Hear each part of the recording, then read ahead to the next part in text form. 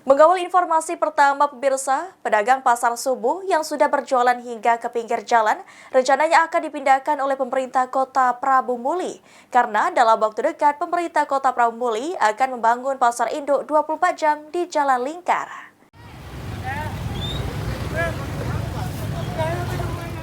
Pasar subuh di kota Prabu Muli yang sudah tumpah sampai ke jalan raya akan dipindahkan ke Jalan Lingkar Timur kota Prabu Muli. Pemindahan dilakukan untuk menata kota Prabu Muli lebih baik dan pasar tetap beroperasi.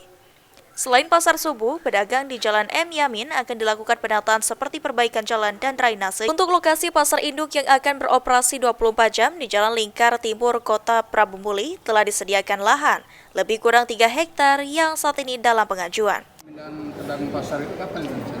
Itu lagi kita usulkan lagi di situ untuk pasar 24 jam kita usulkan ya. Pasar induk 24 jam ya. Di lokasinya? Di terminal, samping terminal kan. Lahannya 3 hektar.